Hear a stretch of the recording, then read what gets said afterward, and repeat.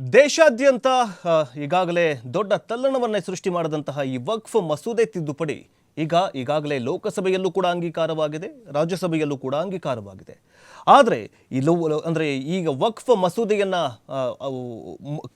ಅಂದರೆ ವಕ್ಫ್ ಮಸೂದೆ ಕಟಕಟೆ ಅಂದರೆ ಇದನ್ನು ವಿರೋಧಿಸಿ ಈಗ ಸುಪ್ರೀಂ ಕೋರ್ಟ್ ಅಂಗಳಕ್ಕೆ ತಲುಪಿದೆ ವಕ್ಫ್ ಮಸೂದೆ.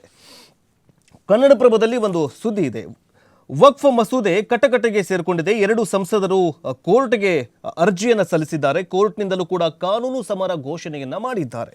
ಸಂಸತ್ ಪರೀಕ್ಷೆ ಗೆದ್ದಂತಹ ವಿಧೇಯಕಕ್ಕೆ ಈಗ ಸುಪ್ರೀಂ ಕೋರ್ಟ್ನಲ್ಲಿ ಅಗ್ನಿ ಪರೀಕ್ಷೆಗೆ ಎದುರಾಗುವಂತಹ ಸಾಧ್ಯತೆಗಳು ಇವೆ ಅಂತ ಹೇಳಲಾಗ್ತಾ ಇದೆ.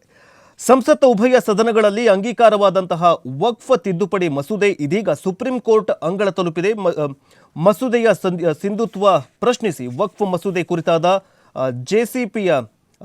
ಜೆಪಿಸಿಯ ಸದಸ್ಯರೂ ಕೂಡ ಆಗಿದ್ದಂತಹ ಕಾಂಗ್ರೆಸ್ ಸಂಸದ ಮೊಹಮ್ಮದ್ ಜಾವೇದ್, ಎಐಎಂಡಿಎಂಕೆ ಅಂದರೆ ಎಐಎಂಐಎಂಎ ಮುಖ್ಯಸ್ಥ ಅಸದುದ್ದೀನ್ ಓವೈಸಿ ಸುಪ್ರೀಂ ಕೋರ್ಟ್ ಮೆಟ್ಟಿಲೇರಿದ್ದಾರೆ. ಇನ್ನೊಂದು ಕಡೆ ಕಾಂಗ್ರೆಸ್ ಕೂಡ ಶೀಘ್ರವೇ ತಿದ್ದುಪಡಿ ಮಸೂದೆಯ ಸಿಂಧುತ್ವ ಪ್ರಶ್ನಿಸಿ ಸುಪ್ರೀಂ ಕೋರ್ಟ್ ಮೆಟ್ಟಿಲೇರೋದಾಗಿ ಘೋಷಣೆಯನ್ನು ಮಾಡಿದೆ. ಹೀಗಾಗಿ ಸಂಸತ್ ಅಂಗಳದಲ್ಲಿ ಭಾರೀ ಹೋರಾಟ, ಚರ್ಚೆ, ವಿರೋಧ, ಪ್ರತಿವಿರೋಧದ ಮೂಲಕ ಅನುಮೋದನೆ ಪಡೆದಿದ್ದಂತಹ ವಿಧೇಯಕಕ್ಕೆ ಈಗ ಸುಪ್ರೀಂ ಕೋರ್ಟ್ನಲ್ಲಿ ದೊಡ್ಡ ಅಗ್ನಿ ಪರೀಕ್ಷೆ ಎದುರಿಸುವಂತಹ ಸಾಧ್ಯತೆಗಳು ಇವೆ ಅಂತ ಹೇಳಲಾಗ್ತಾ ಇದೆ.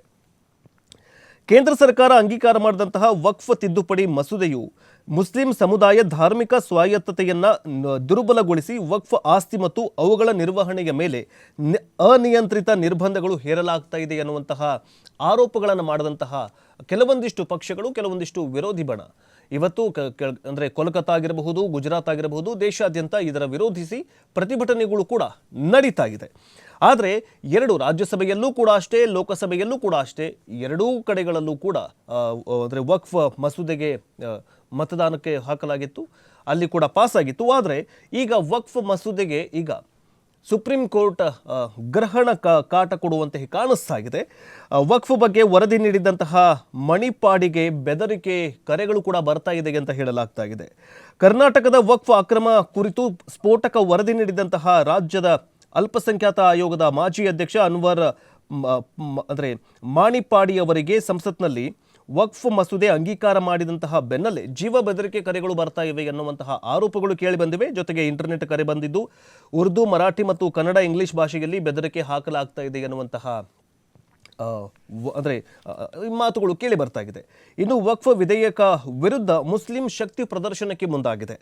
ಸಂಸತ್ತಲ್ಲಿ ವಕ್ಫ್ ವಿಧೇಯಕಕ್ಕೆ ಅನುಮತಿ ದೊರೆತ ಬೆನ್ನಲ್ಲೇ ಚೆನ್ನೈ, ಕೋಲ್ಕತ್ತಾ, ಹೈದರಾಬಾದ್, ಅಹಮದಾಬಾದ್ ಸೇರಿದಂತೆ ಹಲವು ನಗರಗಳಲ್ಲಿ ಮುಸಲ್ಮಾನರು ಶುಕ್ರವಾರದ ನಮಾಜ್ ನಂತರ ಬೀದಿಗಿಳಿದು ಬೃಹತ್ ಪ್ರತಿಭಟನಾ ರ್ಯಾಲಿಯನ್ನು ಮಾಡಿದ್ರು. ಜೊತೆಗೆ ವಕ್ಫ್ ತಿದ್ದುಪಡಿ ಮಸೂದೆ ವಿರುದ್ಧ ಆಕ್ರೋಶವನ್ನು ಕೂಡ ವ್ಯಕ್ತಪಡಿಸಿದ್ದಾರೆ. ಇನ್ನು ಕೇರಳದ 50 ಮಂದಿ ವಕ್ಫ್ ಸಂತ್ರಸ್ತರು ಬಿಜೆಪಿಯನ್ನು ಸೇರಿಕೊಂಡಿದ್ದಾರೆ.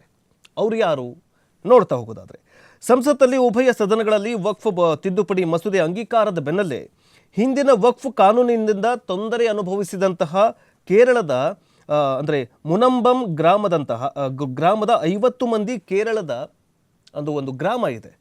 ಆ ಒಂದು ಗ್ರಾಮದಲ್ಲಿ ಮೊದಲು ಹಳೇದು ವಕ್ಫ್ ಮಸೂದೆ ಕಾನೂನು ಇತ್ತಲ್ಲ, ಅದರಿಂದ 50 ಜನರು ತೊಂದರೆಗೀಡಾಗಿದ್ದರು. ಆ ತೊಂದರೆಗೀಡಾಗಿದ್ದಂತಹ ಮುಸ್ಲಿಂ ಆಗಿರಬಹುದು, ಕ್ರೈಸ್ತರಾಗಿರಬಹುದು, ಈ 50 ಜನರು ಏನು ಮಾಡಿದ್ದಾರೆ ಅಂತಂದರೆ ಬಿಜೆಪಿಯನ್ನು ಸೇರಿಕೊಂಡಿದ್ದಾರೆ.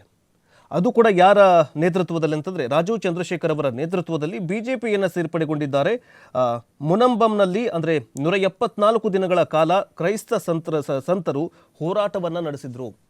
ಕ್ರೈಸ್ತರು ಈ ಹೋರಾಟ ಅಂದರೆ ವಕ್ಫ್ ಮಸೂದೆ ಜಾರಿಯಾದ ನಂತರ ಸಂತೋಷವನ್ನು ವ್ಯಕ್ತಪಡಿಸಿ, ನಮಗೆ ಕಳೆದ ಕಾನೂನಿನಲ್ಲಿ ತುಂಬ ಅನ್ಯಾಯವಾಗಿತ್ತು, ಆದರೆ ಈ ಕಾನೂನನ್ನು ನಾವು ನಾವು ಎಕ್ಸೆಪ್ಟ್ ಮಾಡ್ಕೊಳ್ತೀವಿ ಅಂತಂದ್ಕೊಂಡ್ಬಿಟ್ಟು 50 ಜನರು ಬಿಜೆಪಿಯನ್ನು ಸೇರಿಕೊಂಡಿದ್ದಾರೆ.